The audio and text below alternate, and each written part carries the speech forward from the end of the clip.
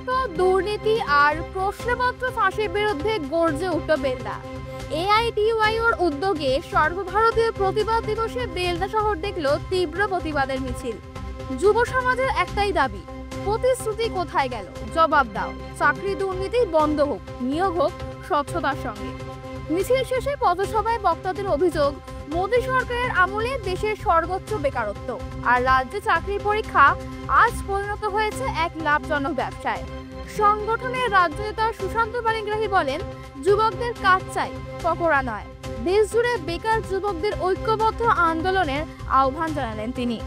আমাদের প্রিয় যুব সংগঠন এআইডিওয়াইওর পক্ষ থেকে আজকে সরকারি শূন্য পদে স্থায়ীভাবে এবং স্বচ্ছভাবে নিয়োগের দাবিতে, দুর্নীতি দলবাজি বন্ধের দাবিতে, সারা দেশ জুড়ে যে দুর্নীতি চলছে তা বন্ধের দাবিতে আমরা দীর্ঘস্থায়ী আন্দোলন গড়ে তোলার লক্ষ্যে আমরা সর্বভারতীয় প্রতিবাদ দিবস পালন করছি। পশ্চিম মেদিনীপুরের বেলদা লোকালের উদ্যোগে আজকে বেলদাতে আমরা এই প্রতিবাদ দিবস পালন করছি।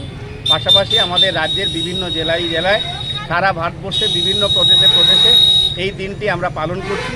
আপনারা জানেন, কেন্দ্রের মোদী সরকার যারা ক্ষমতায় আসার সময় বলেছিলেন বছরে 2 কোটি বেকারকে চাকরি দেবেন, আজকে 11 বছর ক্ষমতায় আসেন, যারা 22 কোটি বেকার যুবকদের চাকরি দেওয়ার কথা ছিল তাদের রাজত্বে সবচেয়ে বেশি বেকার।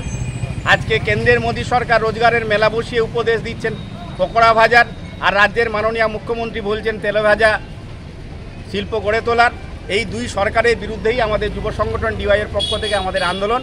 আমরা মদ জুয়া সাট্টা অনলাইন লটোর বিরুদ্ধে যেমন আন্দোলন গড়ে তুলছি, সাম্প্রদায়িকতার বিরুদ্ধে যেমন আন্দোলন গড়ে তুলছি, পাশাপাশি বেকারদের কাজের দাবিতে আমাদের আন্দোলন চলবে।